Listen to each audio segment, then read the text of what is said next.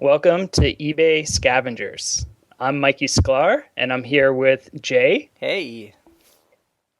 and this is our first episode. And Yep. this first episode, we really want to talk about how Jay and I met and what got us into using eBay and kind of what life was like, the sort of homesteading back to the land life we've both been living, and how living in a remote location really drove us towards eBay to get a little additional income in our lives. So, Jay, you want to say a few things about how we first hooked up? Sure. Yeah, I think that's exactly the point of this. I think both of us were working just regular jobs, and then I guess I met you because Ryan and I, my wife or girlfriend, we were trying to find a way to live without having that full-time job.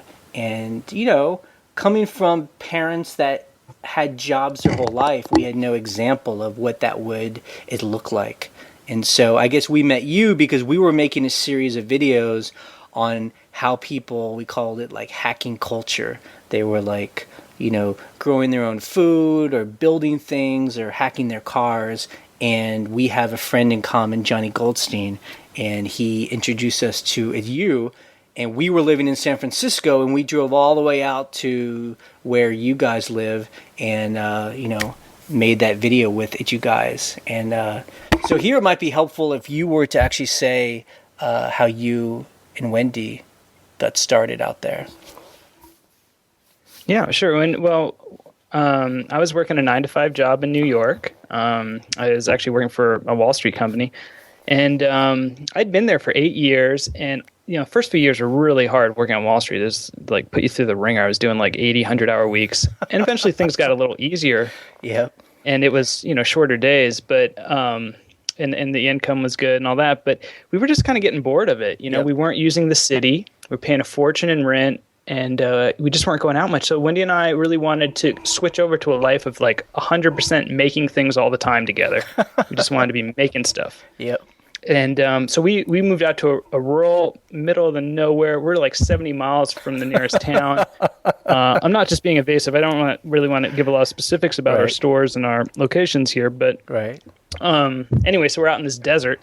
And we hook up with Jay and Ryan in our first year out here. They came out. I'm sure they looked around our empty gravel lot of this trailer park we bought. And we're like, what is this? Yep. This looks terrible. Yep. And, Wendy and I were very much driven to just make everything. We made our fence. That's what we were doing when Jay and Ryan came out here. We made, we were growing our food, or had started making our own power, but we were just trying to disconnect from the 9-to-5 life by lowering our cost of living. And most of that was going pretty well. We had some savings. I was emptying my 401k, and as soon as I met Jay, I was like, "You got to empty your 401k." And I think you did some of that to some degree. Yep. And we did a great job of really reducing our cost of living, but the problem was we had zero income. Right. And I think your story, Jay, probably gets pretty similar about this point too. Once you guys start growing food and living out in rural location. Right. Well, that's so. After we met you, then that kind of like put the idea in our head. And, I'll never forget that when you just said, what you do is you just empty out your it's retirement account. And that's a thing that solved all of our problems, because that bought us about a year or two to figure it out from there. And so we actually bought our own place out in the country because that's where life is cheap. And, but then we had that same problem that you did. We didn't have regular income. We could do a little bit of work from the country because we do, stuff online. But that's when my girlfriend figured out that she could sell things on eBay. We've always loved going to like thrift stores and yard sales and stuff. And I basically told her, why don't you try and sell this members only, hipster coat on eBay? And she put it up, and it sold that day, when we made like whatever, $18. And then we were like, well, let's try it again. Jay, let me ask you about the coat. Was that like a black leather members only? No, it was just like one of those like really kind of cheesy 1980s like tan fabric, probably like a polyester blend, something that you'd see in an 80s film. And, we had lived it's New York too. And I just thought, man, some kid in Brooklyn's going to buy this. And that's exactly what happened. And I think it's interesting. What's that? Did the coat ship to Brooklyn? Is that where you sent it to? Yep, the coat actually sold to someone in Brooklyn. And I guess what we realized is that when you're outside of these urban areas, there's all these thrift stores and all these places that have all this really awesome just abundance of like fashion and goods that people are basically just giving away because the people who live out in rural areas don't really have that kind of fashion sense that people in urban areas do. So it's perfect. So we were like the transmitters, or we were like the people who would like take stuff from these people and then give it to these people, and we would get paid a fee in between those things.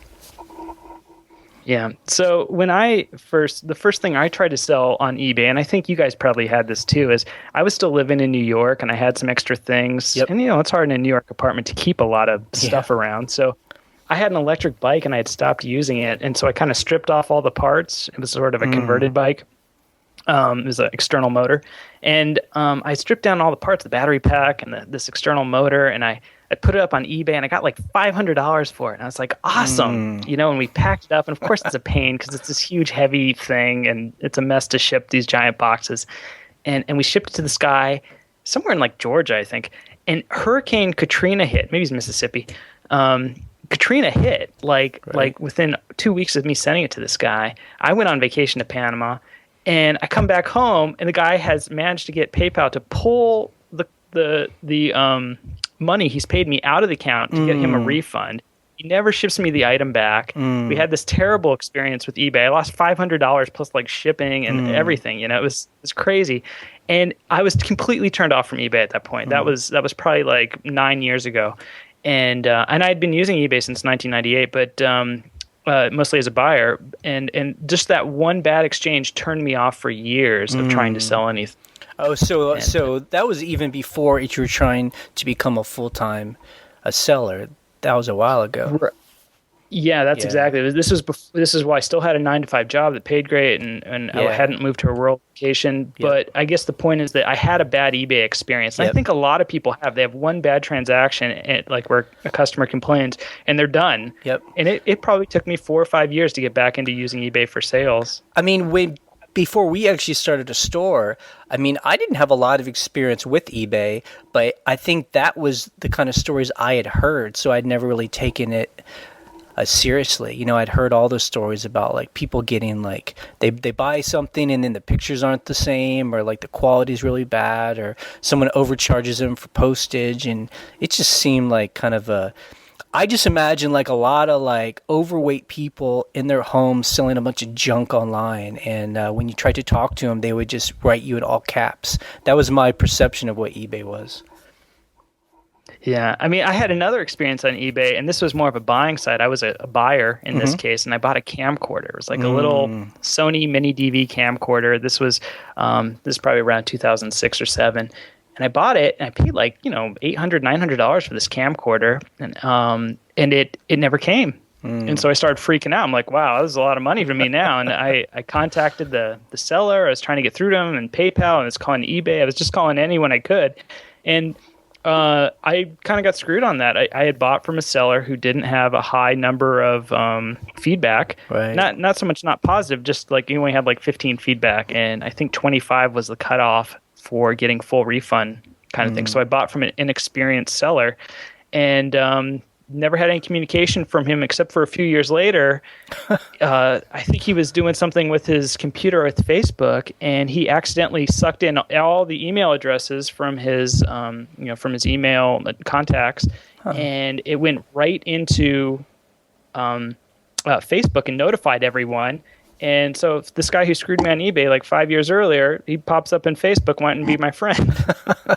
So that was an awkward experience. So basically, I had 2 terrible experiences, and it really took me having to come into contact with you and Ryan to get back into eBay in a more serious way and start listing, larger quantities of items and becoming a good eBayer, being really good about what we shipped and taking the time to note any flaws. And it was a long cycle for me to get into it. Yeah, I think for us, it took a little bit of, I mean, it took at least a year for us to really understand how to do eBay right. It's not something that we could just take lightly. We had to be really serious about it because people take this seriously when they buy something from you. I mean, at first we were just buying clothes and shoes, and that's all we ever sold for a couple of years. And we were having problems because we would just take a couple pictures and we really wouldn't say anything about it, and then we would send it to people and we'd get a lot of complaints because there was a stain or a tear or the shoes weren't as in good shape as they thought, because honestly we weren't doing a good job telling people what they were actually going to buy. So we actually started spending a lot more time taking multiple pictures with better quality cameras and taking time to really tell people every little thing that might be wrong with that item. And then it really cleared up, and then we got lots of good feedback, and so we had to learn by kind of hitting our head against a wall like that. I had a pretty similar experience to you. I started shipping a bunch of items out, and finally we got to the point where shipping 2 or 3 items a day. Right. And people were sending stuff back. They wanted returns. Yep. And clothing in particular is hard. It doesn't fit me, which is a reason. It's you take a return on that. You didn't see something or didn't describe it well. But I think that everyone has to go through a couple of months of shipping stuff and getting feedback from buyers to really know how to describe items well. Right. And if you're going to yard sales and thrift stores, to stop picking up items that look like they have a little bit of flaw to them, because it just becomes magnified once you have 12 photos of the item and a couple paragraphs of description. Everything just gets so much worse. And it took me a long time to stop buying garbage and just picking up the cream of the crop of the garbage are. Yeah. I mean, I think that we learned that too. I mean, at first we were I wouldn't say we were being greedy, but we were definitely just grabbing anything we could to sell. And then we just learned that there's so much stuff, we always talk about there's so much abundance in this country that we could take our time and pick and choose, like you talked about, the cream of the crop. So that way when we take pictures and write about it, that there'll rarely be any kind of bad flaws on it. So and that really cuts down on problems selling on eBay. Yeah. On the topic of abundance, I thought maybe we could just take a moment and talk about some of the scavengering part of our show. There is the thrift store and there is the yard sale and the auctions and the flea markets in remote areas that can really help people. Another man's come up, as Macklemore would say. Right. But I feel like, beyond that, you and I, we used to get together with other homesteaders and have regular events, and dumpster diving was a big part of it. Yep. And I have to say, there's plenty of things on eBay I've sold that I pulled right off a dumpster, took it home, tested it if it was electronics, if it were clothes. I don't think there's a lot of clothes I've sold off dumpsters, maybe some shoes, but but it's out there. Yeah, well, I mean, I think, I guess that is a big part of the story, is that, we visited you and you showed us this lifestyle. We then moved into a rural area. Then Ryan and I took that kind of scavenging mentality and then did it towards eBay. And like you said, we just started realizing, everything around us we could sell. We find stuff in trash cans. Like out here we have to take our stuff to a dump to throw it out, and there'll be these pallets next to where you throw your bag garbage in, and people will just put stuff down there, old furniture, pictures, vacuum cleaners, and we'll actually go and grab stuff and then bring it home and sell it. And it's incredible to me.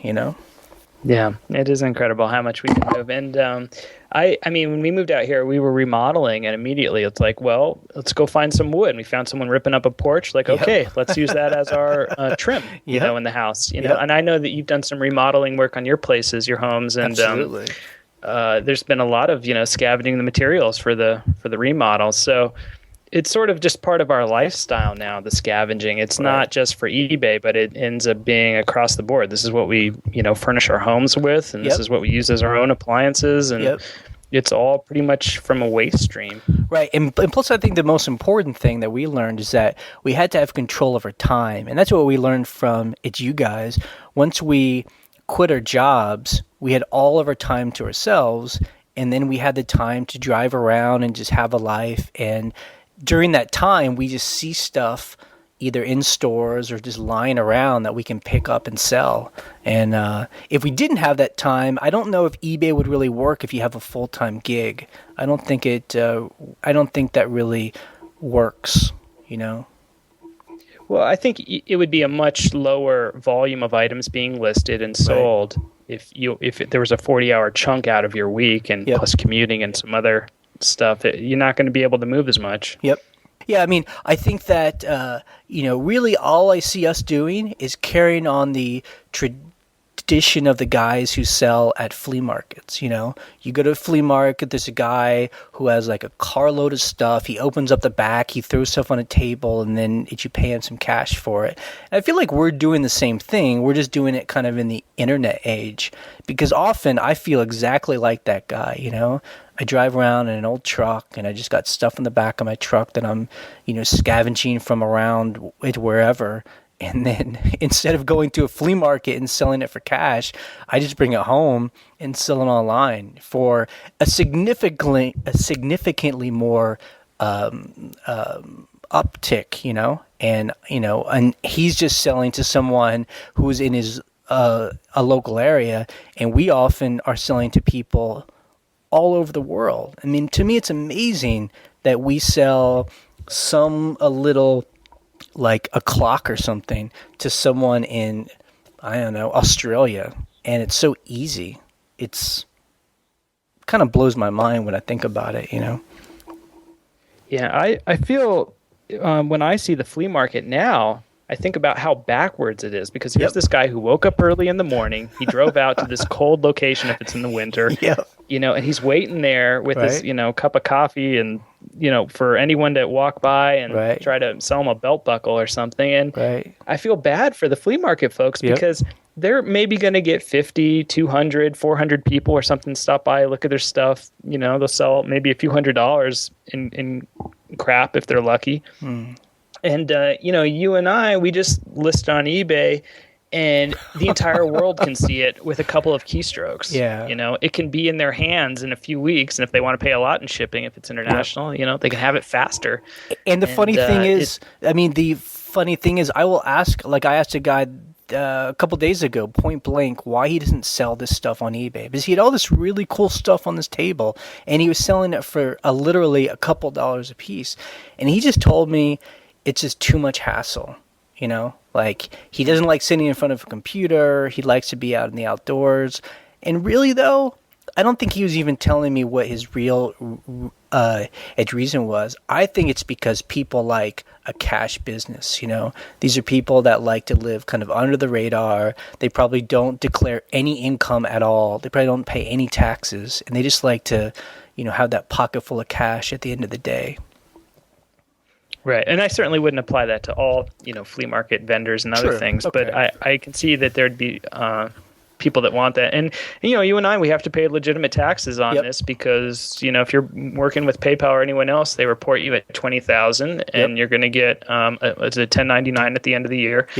Although I don't think I've received mine yet this year. And, we're, the more legitimate side of it, I guess, in some ways, because, every transaction is really being logged for us.